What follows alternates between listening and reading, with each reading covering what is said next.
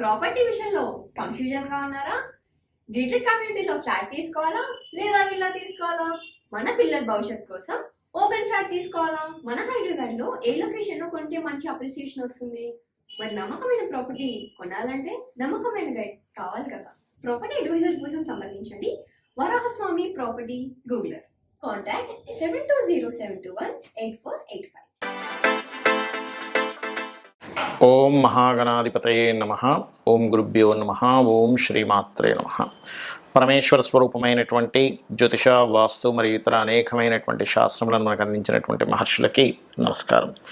హయగ్రీవ హయగ్రీవ హయగ్రీవేతియో వధేత్ తస్స నిస్సరతే వాణి జహ్నుకన్యా ప్రవాహవత్. అరుణాం కరుణాతరంగితాక్షీం ధృతపాశాంకుశపుష్పబాణచాపాం అనిమాదిభిరావృతాం మయూకైః అహమిత్యేవ విభావయే భవానీం. శ్రీమాత్రే నమః. ప్రేక్షకులకి ఆ లలితాంబిక అమ్మవారి యొక్క అనుగ్రహం పరిపూర్ణంగా కలగాలని మనస్ఫూర్తి కోరుకుంటూ మనం ఈరోజు శని వక్రగతి వల్ల ద్వాదశ లగ్నాల వారికి మరియు ద్వాదశ రాసుల వారికి, లగ్నం తెలియని వారి రాశి నుంచి చూసుకోండి, ఏ విధమైనటువంటి లాభములు ఉంటాయి మరియు పర్టికులర్ లగ్నం వాళ్ళు ఏ రెమెడీ చేసుకుంటే బాగుంటుంది అనేటువంటి విషయాలను ఇప్పుడు మనం తెలుసుకుందాం. తులాలగ్నము, తులారాశి. మీకు ఈ శని యొక్క వక్రగతి అనేటువంటిది మొట్టమొదటిగా లాభం ఏమిస్తుంది, జాగ్రత్తలు ఏం తీసుకోవాలో చెప్తాను. లాభం అనేటువంటిది ఇన్సూరెన్సెస్ మూలంగా మీరు ఏదైనా ఒక విషయాన్ని కనిపెట్టడం ద్వారా, పిహెచ్డీస్ చేయడం ద్వారా తండ్రి గారి ఆస్తికి సంబంధించినటువంటివి ఏవైతే వివాదాలు ఉన్నాయో ఆ యొక్క వివాదాలు తొలగడం ద్వారా గతంలో చేసిన ఇన్వెస్ట్మెంట్స్ ఇప్పుడు కొద్ది కొద్దిగా ఆ యొక్క ఇన్వెస్ట్మెంట్స్ రిలేటెడ్ సంబంధించినవి కొంతవరకు ఫలకృతం అవ్వడం అనేటువంటిది చూపిస్తుంది. అలాగే ఇప్పుడు చూడండి, కొంతమంది ఆర్ట్ రిలేటెడ్ సంబంధించినవి నేర్చుకుంటూ ఉంటారు. ఆర్ట్ రిలేటెడ్, డిజైనింగ్ రిలేటెడ్, ఇట్లాంటివి అలాంటివి ఎవరైతే నేర్చుకొని చేస్తూ ఉంటారో వాళ్ళకి లాభదాయకంగా ఉంటుంది. కాకపోతే మీ యొక్క తులాలగ్నానికి పంచమంలో ఉండే శని 4లోకి వస్తున్నాడు కాబట్టి 4వ స్థానం అనేటువంటిది అర్ధాష్టమ శనిగా చెప్తూ ఉంటారు. కాబట్టి అర్ధాష్టమ శని ప్రభావం ఒక 50% పనిచేస్తూ ఉంటుంది, మొత్తం రాలేదు కాబట్టి.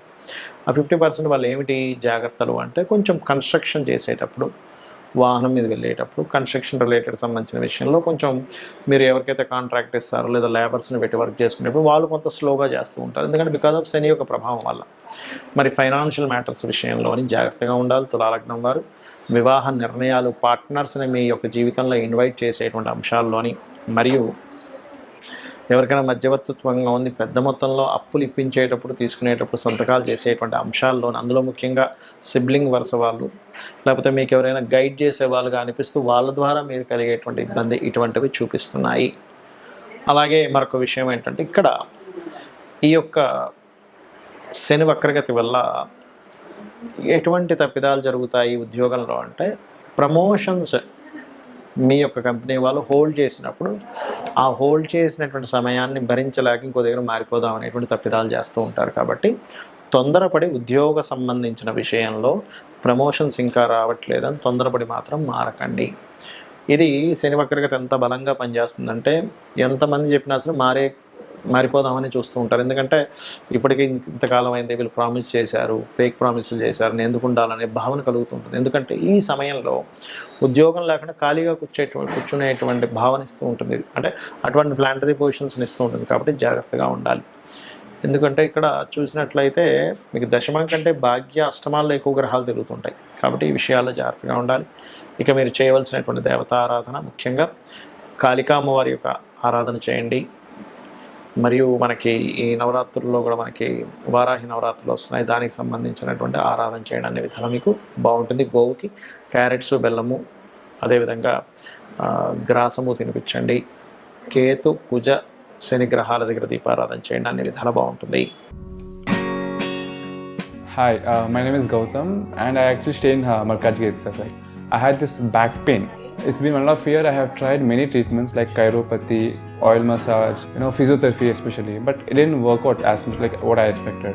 I strongly suggest homeopathy because నేను personally allopathy చాలా suffer అయినా, and I definitely do not recommend allopathy. You people can carry on with the homeopathy. Area Malkajgiri and doctor name is like Nageswar Rao and the clinic name is Neocare Homeopathy. కొంతమందికి లగ్నం కానీ రాశి కానీ నక్షత్రం కానీ తెలియదు. అటువంటి వారు ఏ పరిహారం చేసుకోవాలి, ముఖ్యంగా అటువంటి వారు ఏ జాగ్రత్తలు పర్టికులర్గా తీసుకోవాలి శని వక్రగతిలో ఉన్నప్పుడు? అంటే దేని మీద జనరల్గా అందరికీ ఎఫెక్ట్ చూపిస్తుంటుంది అంటే ఇన్వెస్ట్మెంట్స్.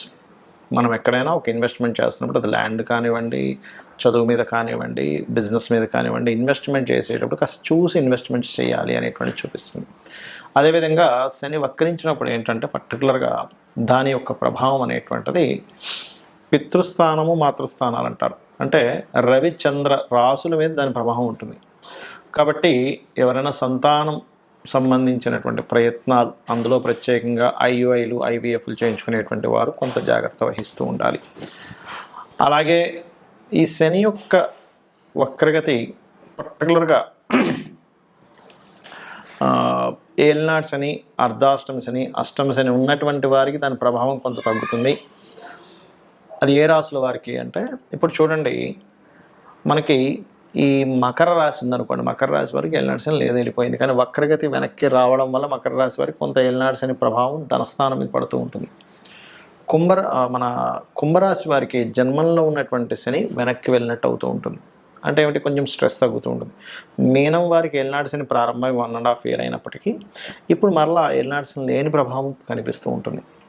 అలాగే కర్కాటకం వారికి అష్టమ శని ప్రభావం తగ్గడము, వృశ్చికం వారికి అర్ధాష్టమి శని ప్రభావం తగ్గుతూ ఉంటుంది. అయితే ఇక్కడ మీరు అర్థం చేసుకోవాల్సిన విషయం ఏంటంటే శని భగవానుడి యొక్క మహాదశ నడుస్తున్నా, ఏలినాటి శని, అర్ధాష్టమి శని, అష్టమి శని నడుస్తున్నా ఏమీ కంగారు పడాల్సిన అవసరం లేదు. ఆయన ఏమీ మిమ్మల్ని హింసించడు. ఒకటే గుర్తుపెట్టుకోండి, ఆయన కర్మనిస్తుంటాడు. కర్మ అనేటువంటిది మనం చేసేటప్పుడు శ్రమ అనేటువంటిది ఖచ్చితంగా ఉంటుంది. ఎందుకంటే శని భగవానుడు శ్రమకారకుడు, కర్మకారకుడు, ఆలస్యానికి కారకుడు, మందుడు అంటూ ఉంటారు జ్యోతిష్ శాస్త్రంలో. అందుకని ఏమిటి, కాస్త శ్రమ ఆలస్యం అవుతుంది, ఇంతే గుర్తుపెట్టుకోండి. మనం చూడండి, ఏదైనా ఒకటి ఇన్ఫర్మేషన్ ముందే మనకి ఇది ఇప్పట్లో రాదు, కొన్ని రోజులు టైం పడుతుంది అని ముందుగా మనం ఫిక్స్ అయ్యామనుకోండి ఏదైనా ఒక విషయంలో, మనం అప్పుడు ఇబ్బంది పడం. అలా కాకుండా ఈరోజే వచ్చేస్తుందండి మనకు ఆ రిజల్ట్, లేకపోతే ఈరోజే మనం దాన్ని మనీ ఇస్తాను, వ్యక్తి ఇచ్చేస్తాను అన్నాడు అన్నప్పుడు మాత్రమే అది రేపటికి పోస్ట్పోండ్ అయితే మనం స్ట్రెస్ ఫీల్ అవుతాం. అలా కాకుండా ఓ వారం 10 రోజుల్లో వస్తుందని మనం ఫిక్స్ అయితే ఒక రేపు వచ్చింది అనుకోండి ఆ రిజల్ట్, మనకు రావాల్సిన లాభము, అప్పుడు అదే తొందరగానే వచ్చింది అనుకుంటాం. అలా ఏంటంటే ఈ రాసుల వారు పర్టికులర్గా ఈ 4.5 నెలలు అంటే ఎవరెవరు, ఇప్పుడు ఈ మిథున రాశి వారికి అష్టమ శని యొక్క ప్రభావం పడుతూ ఉంటుంది ఈ వక్రించడం వల్ల.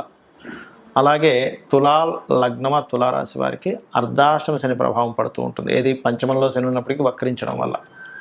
మరియు ఈ యొక్క ధనస్సు వారికి ఏలినాటి శని ఎండింగ్లో ఉండే ప్రభావం పడుతూ ఉంటుంది వక్రించడం వల్ల.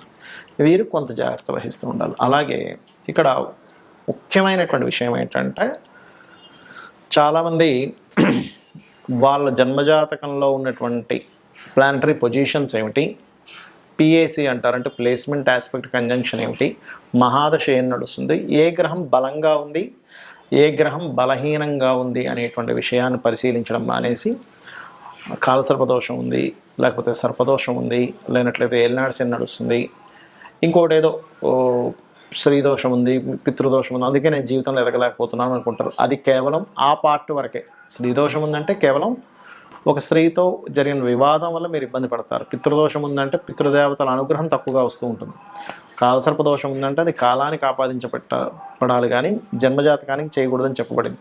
సర్పదోషం ఉందంటే కొంచెం మనిషి కోప స్వభావం ఎక్కువగా ఉంటుంది, సడన్గా అప్ అండ్ డౌన్స్ వస్తుంటాయి. అంతవరకే కానీ మిగతా మన జాతకం మొత్తం అదొకటే రూల్ చేస్తుంది అనుకోకూడదు.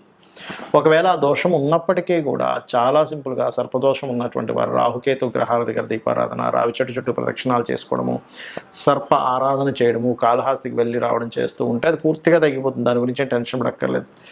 ఏలినాటి శని, అర్ధాష్టమి శని, అష్టమ శని నడిచేటప్పుడు మీరు చక్కగా ఏంటంటే కాస్త మధ్యాహ్నం పూట నిద్రించడం మానేయాలి. అది అనారోగ్యము చిన్నపిల్లలకి, స్త్రీలకి వర్తించదు. మళ్ళీ ఇది ఆరోగ్యంగా ఉండేటువంటి యువకులు కనుక మధ్యాహ్నం నిద్రిస్తే ఏలినాటి శని, అర్ధాష్టమి అష్టమి శని సమయంలో వాళ్ళకి ఆ శని ప్రభావం మరింత నెగిటివ్గా ఎక్కువ పడుతూ ఉంటుంది. వాకింగ్ ఎక్కువ చేయడము, ఎక్కువ శ్రమించడము, ఇట్లాంటివి చేస్తూ ఉండాలి. అప్పుడు దాని ప్రభావం అనేటువంటిది పడదు. అదేవిధంగా స్త్రీ శాపం ఉంటుంది, అంటే శుక్రుడు పాడైనప్పుడు సర్వసాధారణంగా అనవసరంగా మీరు స్త్రీలతో గొడవలు పెట్టుకోకూడదు. మాతృశాపం ఉన్నప్పుడు మాతృతో ఇంకా ఎక్కువ గొడవలు పెట్టుకుంటే ఆ కర్మ ఇంకా పెరుగుతూ ఉంటుంది. పితృశాపాలు ఉన్నప్పుడు తండ్రితో ఎక్కువగా గొడవలు పెట్టుకోకూడదు. ఇవన్నీ ఏంటంటే ఈ గ్రహాలు ఇవి ఎందుకు ఇలా ఏర్పడ్డాయంటే పూర్వజన్మలో చేసుకున్నటువంటి కర్మ ఆధారంగా ఇవి ఇలా వచ్చాయి. కాబట్టి దాన్ని మనం అర్థం చేసుకొని ఇంకా ఆ కర్మను పెంచుకోకుండా పోయిన జన్మలో చేసిన కర్మ వల్ల ఇలా ఏర్పడింది కాబట్టి నేను దీన్ని తగ్గించుకోవాలనుకుంటూ నిత్యము అమ్మవారి యొక్క నామాల్లో ఉదాహరణకి ఉద్యోగ సంబంధించిన ఇబ్బంది ఉంది, ఓం మాణిక్య మకుటాకార జానుద్వై విరాజితాయే నమః, లేదా ఓం శ్రీమాత శ్రీ మహారాజ్ని శ్రీమత్ సింహాసనేశ్వరియే నమః, ఇది చేసుకుంటూ ఉండండి.